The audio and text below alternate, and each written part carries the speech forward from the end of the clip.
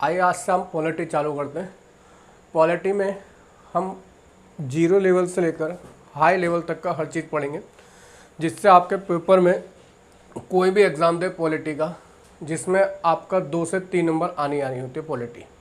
ठीक है, तो हर एग्ज़ाम के लिए इम्पोर्टेंट है। देखते हैं कैसे कैसे इसमें क्वेश्चन आते हैं। जो हमारा टॉपिक होगा, पहला टॉपिक वो भारत का संवैधानिक इतिहास होगा। संवैधानिक इतिहास पढ़ने के बाद हम लोग पढ़ेंगे प्रस्तावना। प्रस्तावना पढ़ने के बाद हम लोग पढ़ेंगे इसके बाद जैसे जैसे हमारे भाग चलते रहते हैं, भाग 1, भाग 2, इस तरीके से हम इस चीज़ को आगे बढ़ाएंगे। तो देखिए, भारत के संवैधानिक इतिहास की अगर हम बात करें तो जो संवैधानिक इतिहास माना जाता है, ईस्ट इंडिया कंपनी के स्थापना से माना जाता है। सन 1600 में ईस्ट इंडिया कंपनी की स्थापना हुई थी, और ईस्ट इंडिया कंपनी की जो स्थापना करी थी वो करी थी महारानी एलिजाबेथ ने। कब करी थी? अगर क्वेश्चन आपके सामने ये आ जाए तो महारानी एलिजाबेथ ने कब करी थी?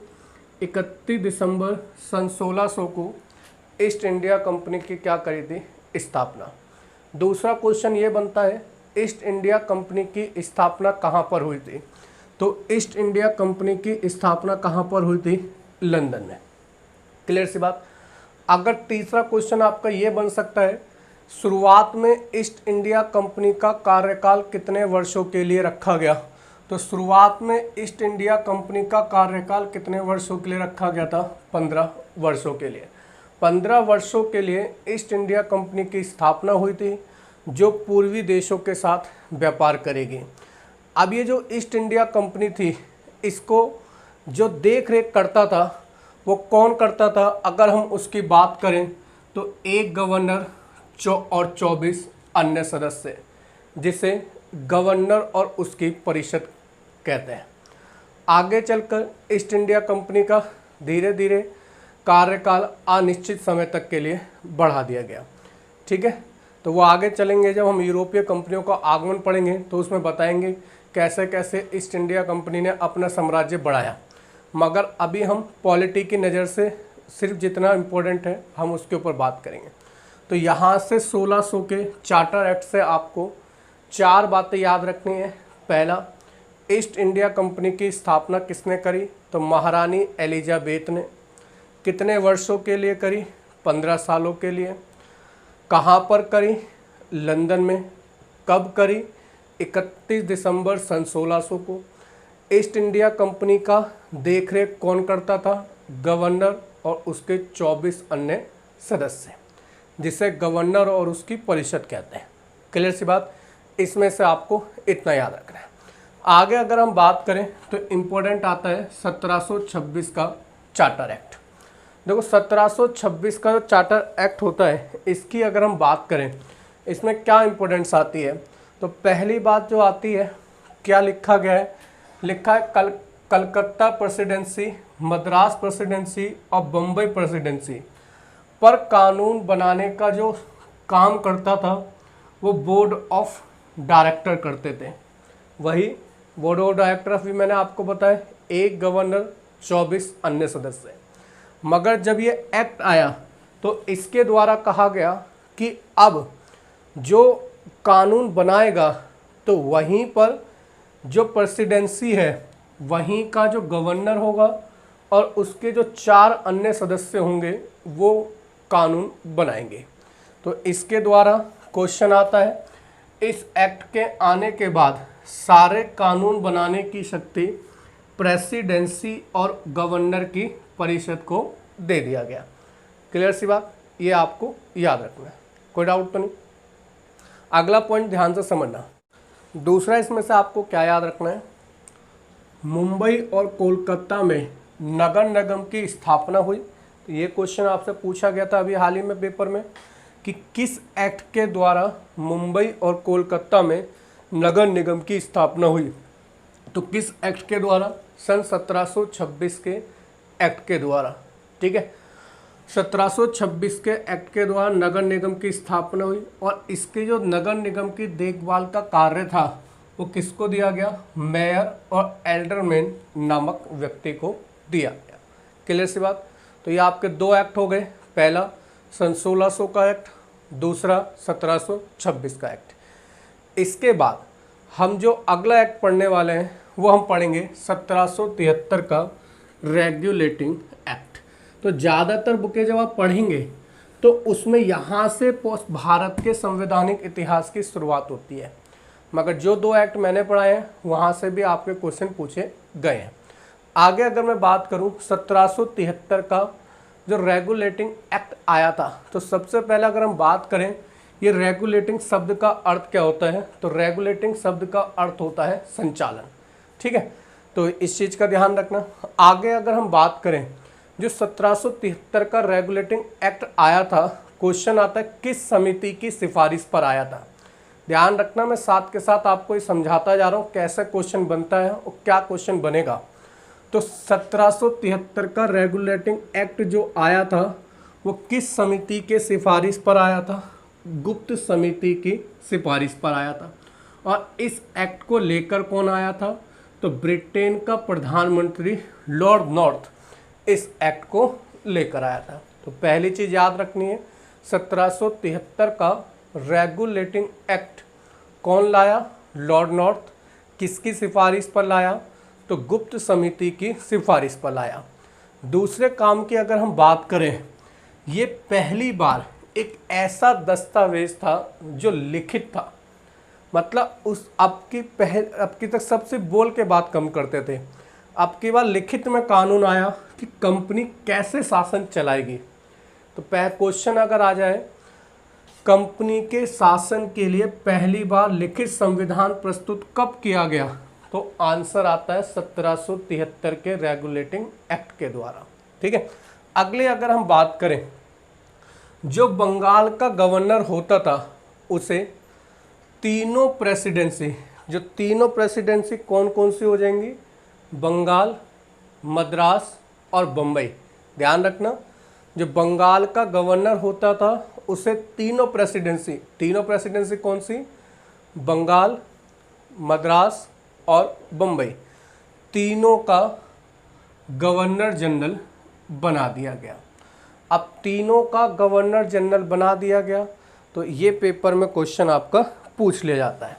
तो क्वेश्चन आ जाएगा बंगाल का पहला गवर्नर जनरल कौन था। आप देखिए नोट्स में नहीं लिखा है, आप किसी को नोट्स मिलेंगे वो सोचेगा अरे नोट्स मिलेगा सब कुछ हो गया, नहीं, वीडियो भी आपको देखनी है।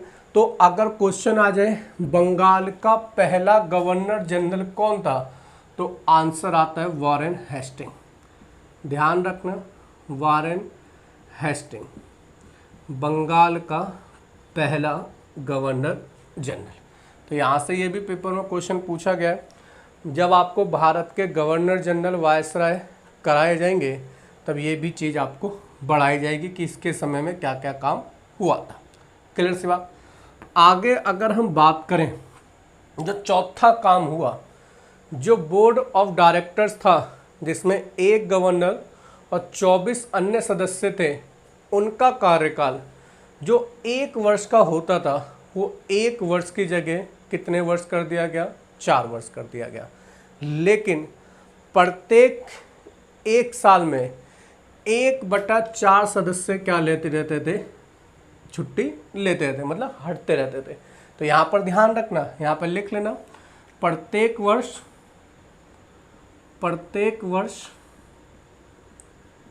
1/4 सदस्य पदस्थ होते रहते थे। पदस्थ मतलब अपने पद से हटते रहते थे और उनके स्थान पर दूसरे सदस्य आ जाते थे। क्लियर। जो नोट्स में ऐड करते चलना, हर चीज़ अगर हम नोट्स में देंगे तो फिर हम पढ़ाएंगे कैसे, तो ये तो चीज़ समझनी पड़ेगी। तो प्रत्येक वर्ष 1/4 सदस्य क्या होते रहते थे, पदस्थ होते रहते थे। आगे अगर हम बात करें, पांचवी अगर हम बात करें, तो पांचवा काम इसमें क्या हुआ, शासन की जो समस्त सैनिक शक्तियाँ थी और सिविल शक्तियों को गवर्नर जनरल और उसकी 4 सदस्य परिषद को सौंप दिया गया। लेकिन जो निर्णायक मत होता था वो सिर्फ किसको दिया गया, गवर्नर जनरल। सारी शक्ति शुरू से एंड तक गवर्नर जनरल के हाथ में रखेंगे ये लोग। तो निर्णय में बहुमत देने के लिए जो गवर्नर जनरल होता था वो क्या देता था, निर्णायक मत देता था। क्लियर सी बात। 5वां पॉइंट। छठे पॉइंट की अगर हम बात करें, ये इंपॉर्टेंट है, बहुत बार पेपर में ये वाला पॉइंट आपका पूछा गया है। ठीक है, देखिए अगर कोई चीज़ आपको ना दिख रही हो लिखी हुई बोर्ड पर तो उसकी टेंशन मत लेना, मैंने पीडीएफ आपको सेंड कर दिया, तो पीडीएफ से आप लोग उसमें से नोट्स बनाइए। बस अभी यहाँ पर आपको चीज़ें समझनी है और याद करनी है। ये चीज़ बहुत इंपॉर्टेंट पेपर में आती है कि कलकत्ता में सर्वोच्च न्यायालय की स्थापना कब हुई, पहला क्वेश्चन। क्वेश्चन दूसरा बनता है सर्वोच्च न्यायालय की स्थापना किस एक्ट के द्वारा हुई, दूसरा क्वेश्चन। तीसरा क्वेश्चन बनता है सर्वोच्च न्यायालय जो बनाया गया वो कहाँ पर बनाया गया। चौथा क्वेश्चन आपका ये बनेगा कि जो सर्वोच्च न्यायालय बनाया गया उसमें कितने न्यायाधीश और कितने अन्य न्यायाधीश थे। पांचवा क्वेश्चन आपका ये बनता है कि मुख्य न्यायाधीश कौन था और अन्य न्यायाधीश कौन था। तो देख सकते हैं एक ही क्वेश्चन से आपके 5 क्वेश्चन बन सकते हैं। तो पहली चीज़ आपको ये ध्यान रखना है 1773 के रेगुलेटिंग एक्ट के द्वारा सन 1774 में कलकत्ता में सर्वोच्च न्यायालय की क्या हुई थी, स्थापना। क्लियर सी बात। अब इसमें एक न्यायाधीश और 3 अन्य न्यायाधीश थे। अगर हम बात करें एक न्यायाधीश मतलब मुख्य न्यायाधीश, तो जो एक मुख्य न्यायाधीश था उसका नाम था चैम्बर्स नहीं, लॉर्ड एलिजा इम्पे। जो मुख्य न्यायाधीश था वो था एलिजा इम्पे। जो अन्य मुख्य न्यायाधीश थे वो थे चैम्बर्स, लिमेस्टर और हाइट। चैम्बर्स, लिमेस्टर और हाइट। अगर ये कोई काम गलत करते थे तो इनके खिलाफ जो अपील हो सकती थी वो प्रीवी काउंसिल में हो सकती थी, और ये प्रीवी काउंसिल कहाँ थी, इंग्लैंड में। क्लियर सी बात।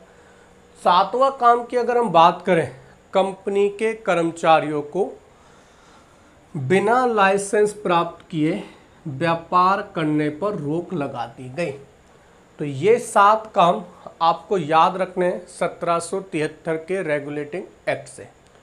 पहली अगर हम बात करें कि कौन कौन सी चीज़ें आपको याद रखनी है, मैं रिवाइज कराऊंगा, बार बार याद कराऊंगा, जिससे आपको वीडियो देखते हुए ही चीज़ें याद हो जाए।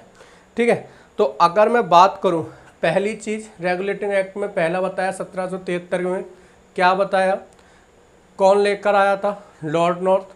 किसकी सिफारिश पे, गुप्त समिति के सिफारिश पर लेकर आया था, पहला पॉइंट। दूसरा पॉइंट बताया पहली बार ये कंपनी के लिए लिखित संविधान था, दूसरा पॉइंट। तीसरा बताया बंगाल के गवर्नर को तीनों प्रेसिडेंसी का क्या बना दिया गया, गवर्नर जनरल। और बंगाल का पहला गवर्नर जनरल कौन बना था, वारेन हेस्टिंग। साथ के साथ रिपीट करना है तभी याद होगा। और अभी जैसे मैंने आपको ये टॉपिक कराऊंगा उसके बाद एक टेस्ट भेज दूंगा, उसका टेस्ट लगाना, क्वेश्चन आपके बनने चालू हो जाएंगे। क्लियर से याद। चौथे पॉइंट की अगर हम बात करें, जो बोर्ड ऑफ डायरेक्टर था उसकी कार्य अवधि जो 1 वर्ष होती थी, 1 वर्ष की जगह कितनी कर दी गई, 4 वर्ष। लेकिन प्रत्येक साल 1/4 सदस्य क्या होते रहते थे, अपने पद से हटते रहते थे। अगला काम क्या हुआ, 5वां, जो सैनिक शक्तियाँ थीं और सिविल शक्तियाँ वो सभी गवर्नर और उसकी 4 सदस्य परिषद को दे दी। मगर निर्णायक मत देने का अधिकार अब किसके पास रहा, तो गवर्नर जनरल के पास रहा। छठा काम क्या इंपॉर्टेंट हुआ, 1773 के रेगुलेटिंग एक्ट के द्वारा सन 1774 में कलकत्ता में सर्वोच्च न्यायालय की स्थापना हुई, जिसमें एक मुख्य न्यायाधीश 3 अन्य न्यायाधीश होते थे। सर एलिजा इम्पे मुख्य न्यायाधीश, चैम्बर्स, लिमेस्टर और हाइट 3 अन्य न्यायाधीश होते थे। इनके खिलाफ जो अपील हो सकती थी वो इंग्लैंड में स्थित प्रीवी काउंसिल में हो सकती थी। 7वें पॉइंट की अगर हम बात करें कि कंपनी के कर्मचारियों को बिना लाइसेंस व्यापार करने पर क्या लगा दी गई, रोक। तो ये सारी चीज़ें आपको याद होनी चाहिए। इसके बाद अब अगर हम बात करें जो सर्वोच्च न्यायालय था, इसके अंडर हमने सब ला दिया। अब जब सब ला दोगे तो इसमें बहुत सारी गलतियाँ हो जाएंगी। गवर्नर जनरल पैसा कैसे कमाएगा, उसको जवाबदेह होना पड़ेगा। तो इसकी जो 1773 के रेगुलेटिंग एक्ट में जो कुछ कमियां थी, उन कमियों को दूर करने के लिए एक एक्ट लाया गया जिसे कहा गया एक्ट ऑफ सेटलमेंट। तो एक्ट ऑफ सेटलमेंट अगर क्वेश्चन आए क्यों लाया गया, तो 1773 के रेगुलेटिंग एक्ट की कमियों को दूर करने के लिए इस एक्ट को लाया गया। इसीलिए इस एक्ट को अमेंडिंग एक्ट के नाम से भी जाना जाता है। तो इसका ध्यान रखना, किस नाम से जाना जाता है, अमेंडिंग एक्ट के नाम से भी जाना जाता है। आगे अगर हम बात करें, चीज़ को समझना, आगे अगर हम बात करें अगली चीज़ की, अगर हम बात करें अमेंडिंग एक्ट के नाम से जाना जाता है। अगला देखो, कलकत्ता की सरकार को, यहाँ पर आप बंगाल लिख, मुंबई कलकत्ता है, कहीं आप बंगाल भी लिख सकते हो, कोई दिक्कत नहीं आएगी, मुंबई लिख सकते हो, कोई दिक्कत नहीं है, सारी चीज़ ठीक है, एक ही बात सारी। तो कलकत्ता सरकार को बंगाल, बिहार, उड़ीसा के लिए भी कानून बनाने की तो देखो बंगाल का जो था वही साफ सीधे वही सब कर सकते हैं। अब धीरे धीरे इनका बिहार पे भी कब्जा, उड़ीसा पे भी कब्जा होता जा रहा है, तो सभी पर शक्ति मिलती जा रही है। अब देखो इसमें काम क्या क्या हुआ, दो काम और याद रखना है। पहला काम आपको क्या याद रखना है वो देखो, अन्य काम क्या हुए। पहला काम, गवर्नर जनरल और उसकी परिषद को सर्वोच्च न्यायालय की आधिकारिकता से बाहर कर दिया गया। क्योंकि भाई देखो, अगर गवर्नर जनरल ही जो सारे फैसले लेता था, अगर आप ही उसे न्याय के अंदर ला दोगे तो फैसला नहीं ले पाएगा। तो इसीलिए इसको गवर्नर जनरल को अलग रखा गया। और दूसरा क्या, भाई पैसा कमा रहे हो, और पैसा कमा रहे हो अगर गलत तरीके से कमा रहे हो, न्याय होगा तो भाई पकड़ा जाएगा। तो इसीलिए जो कमाने का जितना भी साधन होता था उसको भी अलग कर दिया गया।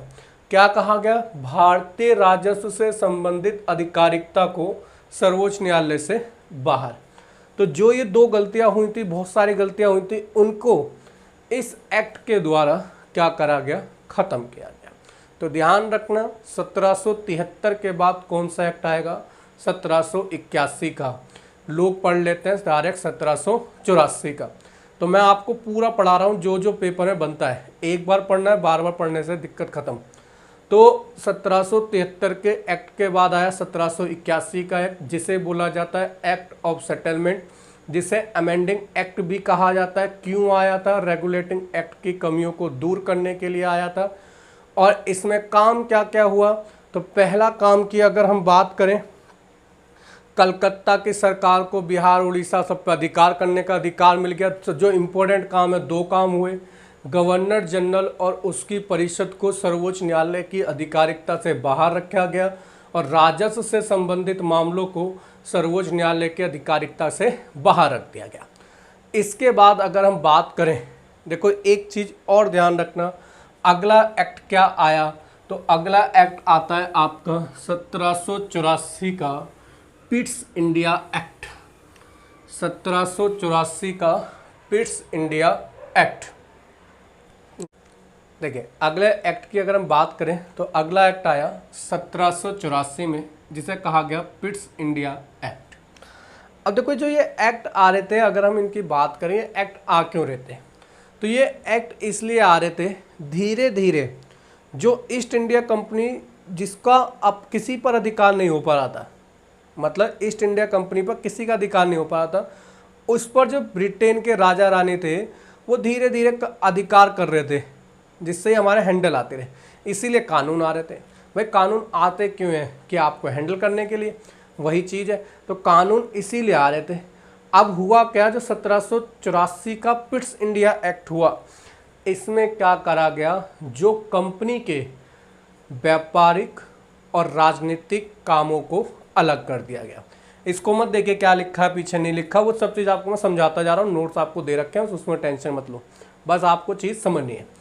तो जो कंपनी के व्यापारिक और राजनीतिक कामों को क्या कर दिया गया, अलग कर दिया गया। व्यापारिक काम तो वही देखते रहे जो बोर्ड ऑफ डायरेक्टर देख रहे थे, लेकिन जो राजनीतिक मामले थे उनको देखने के लिए एक नया मंडल बनाया गया जिसे कहा गया बोर्ड ऑफ कंट्रोल। तो क्वेश्चन आता है, व्यापारिक मामलों को कौन देखता था? Board of directors. और राजनीतिक मामलों को कौन देखता था? Board of control. तो यही सब चीज़ें लिखी हैं। बोर्ड ऑफ कंट्रोल में अगर हम बात करें कितने सदस्य होते थे? 6। क्लियर सी बात। और बोर्ड ऑफ डायरेक्टर्स मैंने आपको बताया ही है, एक गवर्नर और 24 अन्य सदस्य। ठीक है, अब आगे चलकर उनकी संख्या भी घटेगी। ठीक है, अभी देखते चलिए। अब ये 2 बात क्लियर हो गई। अगला देखिए क्या लिखा है, गवर्नर जनरल की परिषद की संख्या 4 से कम करके 3 कर दी गई। अभी बताया था कि प्रत्येक प्रेसिडेंसी में एक गवर्नर और 4 अन्य सदस्य होते थे, मगर अब क्या करा गया, किसको कर दिया गया? 4 की जगह सदस्य कितने कर दिए गए? अन्य 3। क्लियर से यार।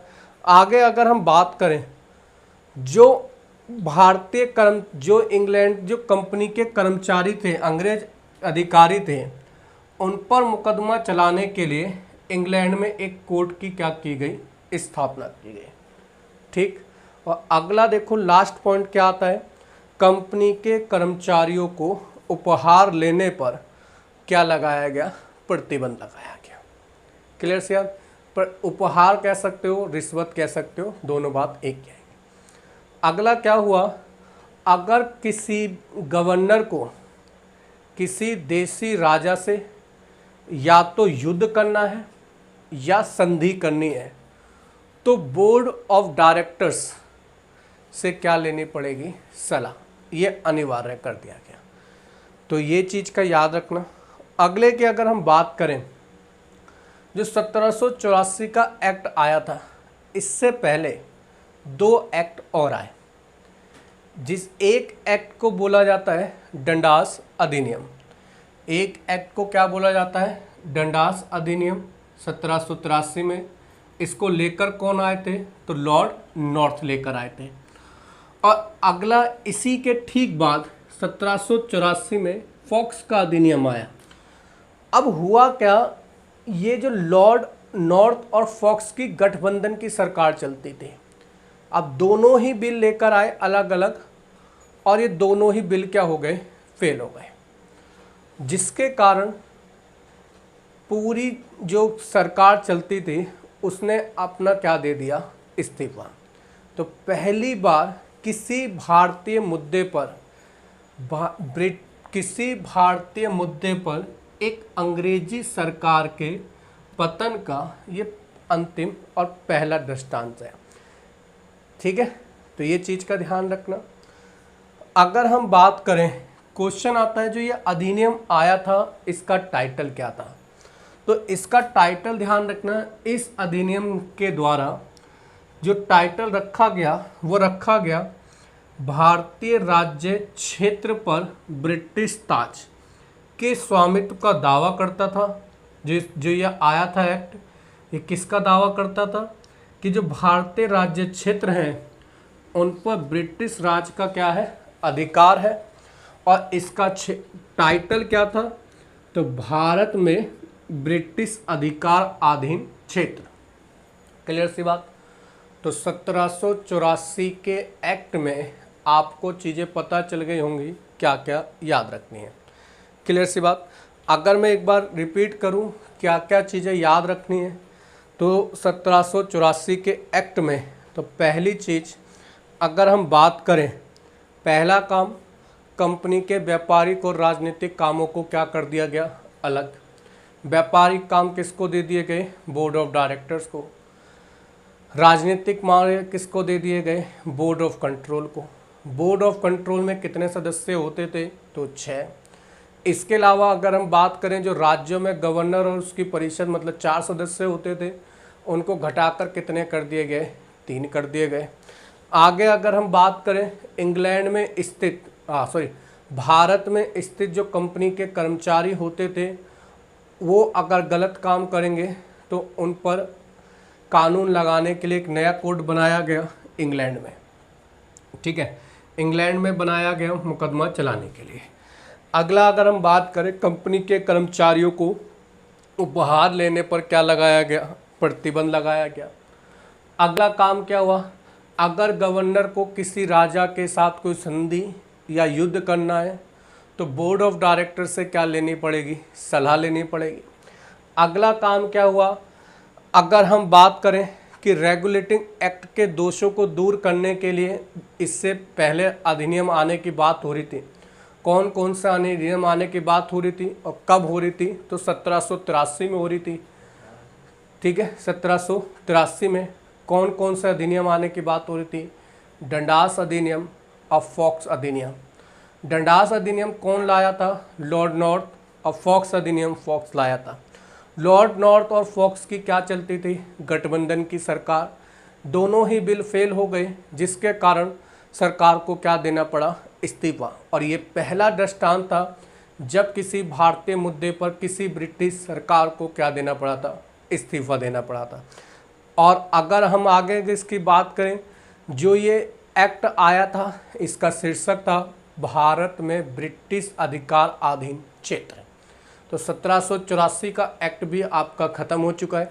उसके बाद अगर हम बात करें तो नेक्स्ट एक्ट आता है 1786 का अधिनियम। 1786 के अधिनियम की अगर हम बात करें तो देखो, जो इसमें ज़्यादा कुछ याद नहीं करना है, बस क्या याद करना है उसके ऊपर बात कर लेते हैं। एक ही लाइन याद करनी है।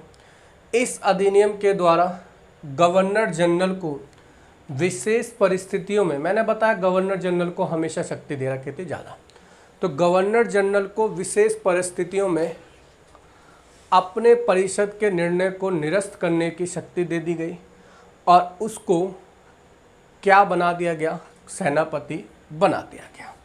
तो बस ये चीज़ का ध्यान रखना कि ये आता है 1786 के अधिनियम में।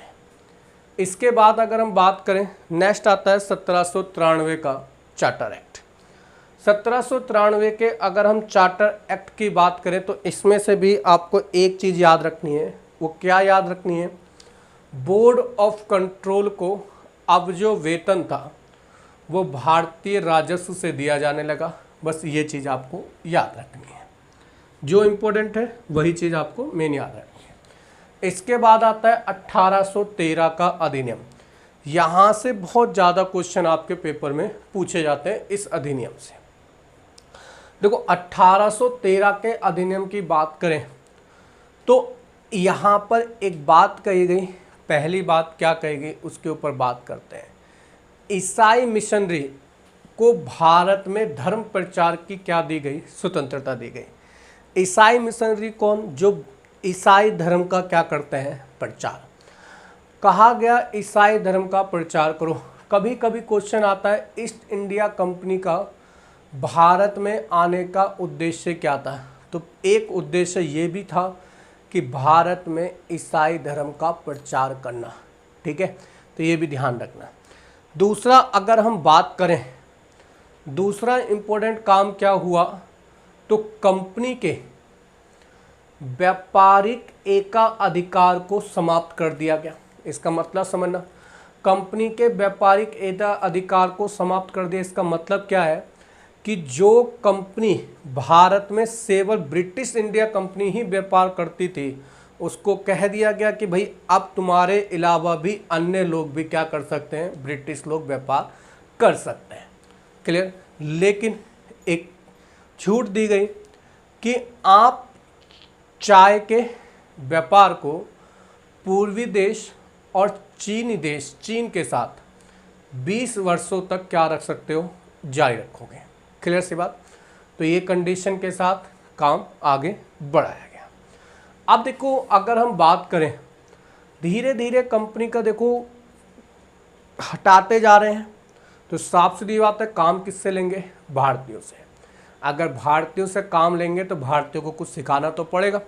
तो भारतीयों को सिखाने के लिए, इसका मतलब शिक्षा पर प्रति वर्ष 1 लाख रुपए खर्च करने की क्या बनाई गई, योजना बनाई गई। इसमें एक काम और ध्यान रखना, क्या हुआ, चौथा काम जो याद रखना है, धार्मिक निर्योग्यता अधिनियम आया।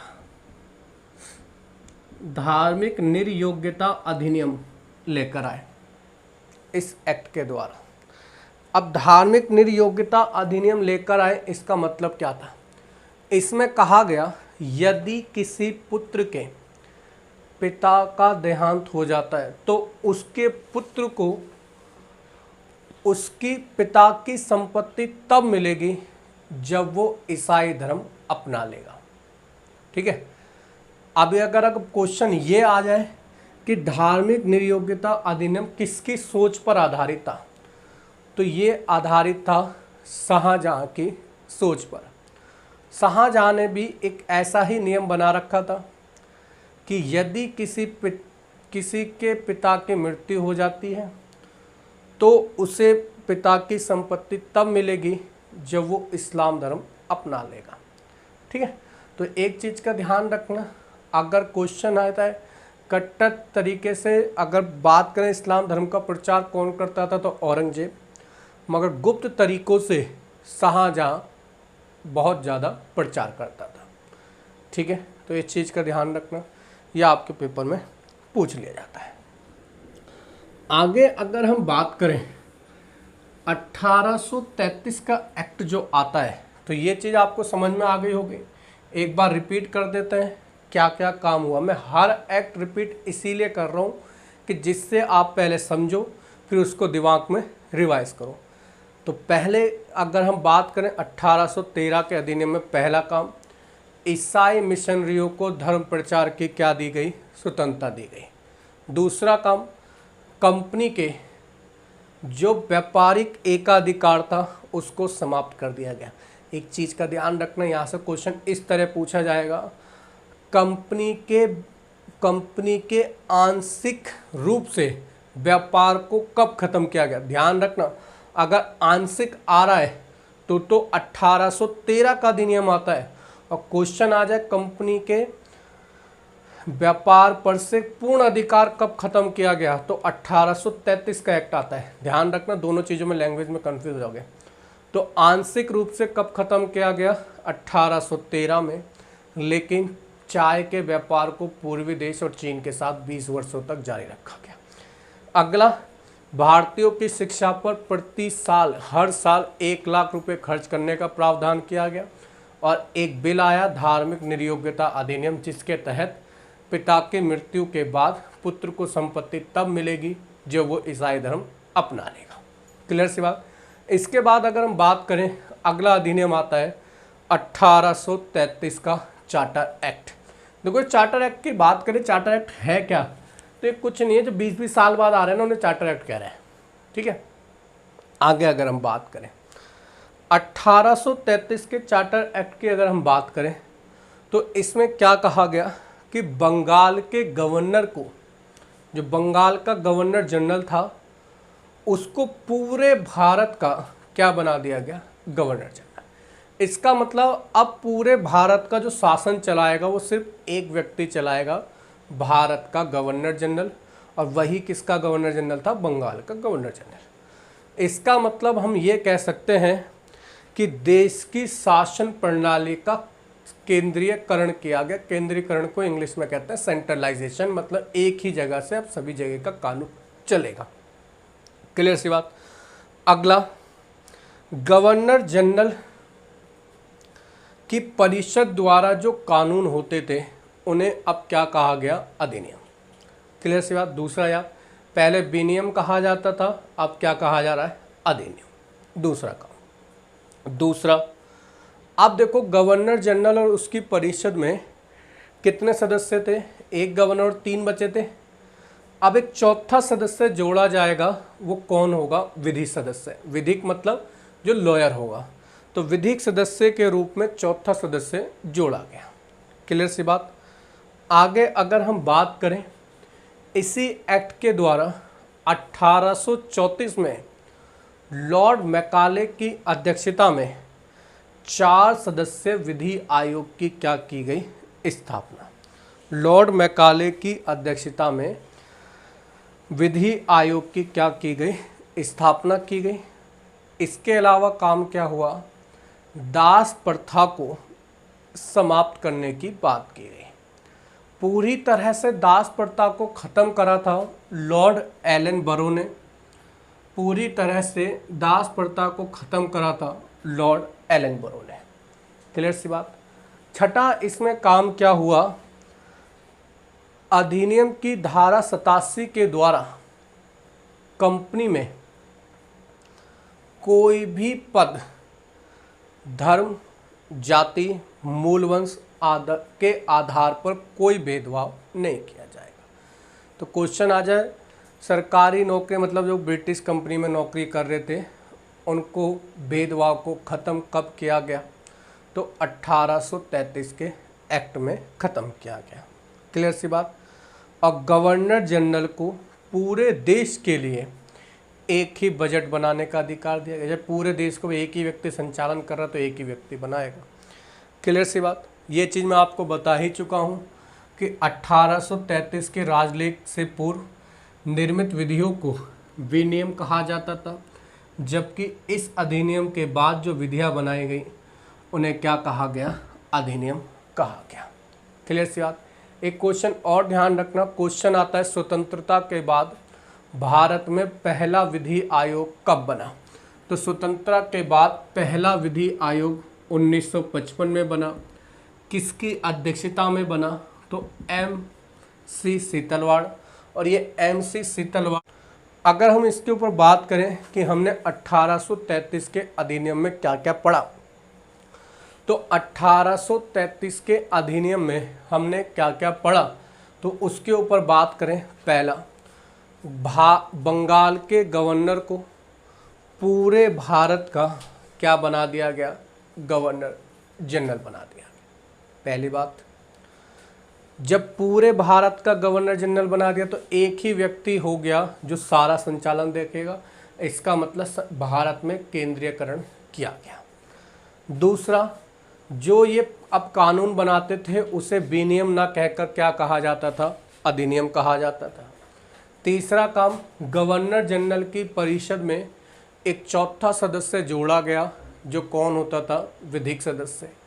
क्वेश्चन आ जाएगा, पहला विधि आयोग कब बना, तो 1834 में बना, लॉर्ड मैकाले की अध्यक्षता में बना।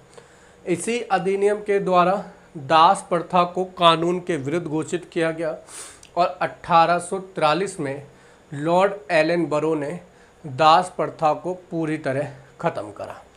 आज के बाद अगर हम बात करें, इसी अधिनियम की धारा 87 के द्वारा भेदभाव को ख़त्म किया गया। ठीक है, इस चीज़ का ध्यान रखना। अगला क्या हुआ, जो गवर्नर जनरल था वो पूरे भारत के लिए एक ही बजट तैयार करता था।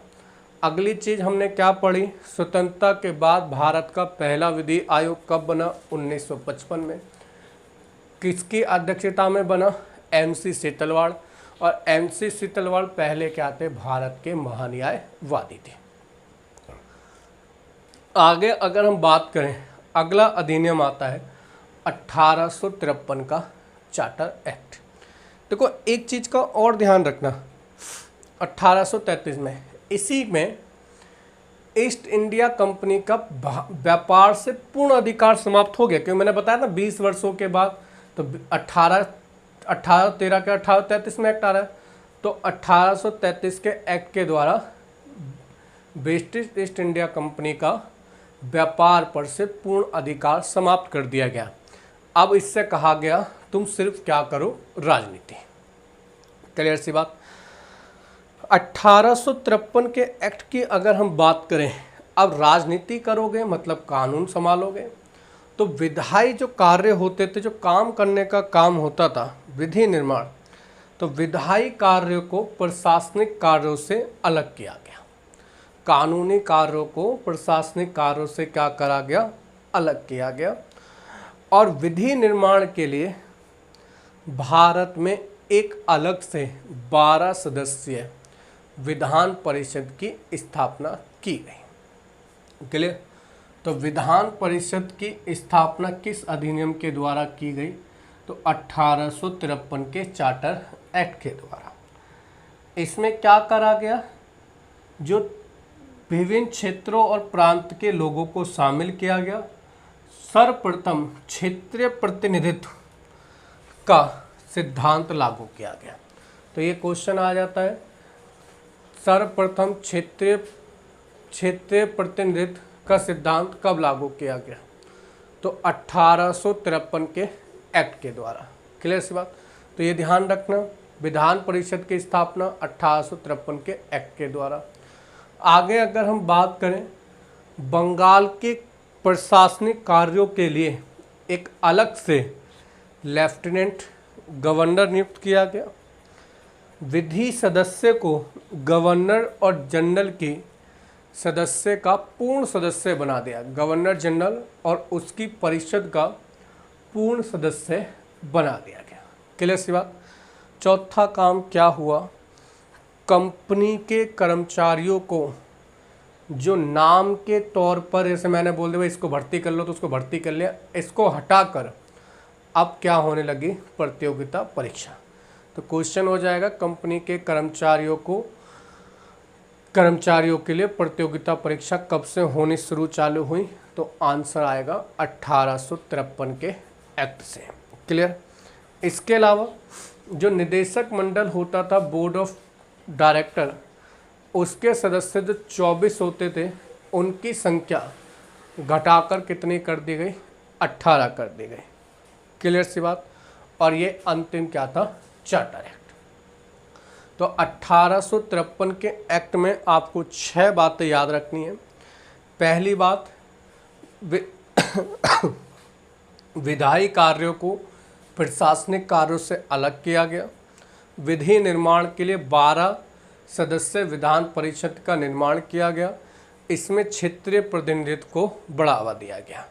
दूसरी चीज़ आपको क्या रखनी है याद, बंगाल के गवर्नर के लिए बंगाल के प्रशासन के लिए एक अलग से लेफ्टिनेंट गवर्नर नियुक्त किया गया। अगला याद क्या रखना है, जो विधि सदस्य जोड़ा गया था 1833 के एक्ट के द्वारा, अब उसे पूर्ण सदस्य बना दिया गया गवर्नर और उसकी परिषद में। अगला क्या हुआ, कंपनी में नामजदगी हटाकर अब प्रतियोगिता परीक्षाओं की क्या कर दी गई, शुरुआत कर दी गई। निदेशक मंडल के सदस्यों की संख्या 24 से घटाकर कितनी कर दी गई, 18 कर दी गई। और ये अंतिम क्या था, चार्टर एक्ट। अब इसके बाद क्या हो जाएगा, 1857 की क्रांति हो जाएगी। और 1857 की क्रांति होने के बाद एक नया दौर चालू होगा। 1858 में एक नया अधिनियम आएगा और इस अधिनियम में कहा जाएगा कि जितनी भी गलतियां हुई वो सारी किससे हुई हैं, गवर्नर जनरल से। ठीक है, इसके आगे का नेक्स्ट क्लास में हम लोग पढ़ेंगे। क्लियर है।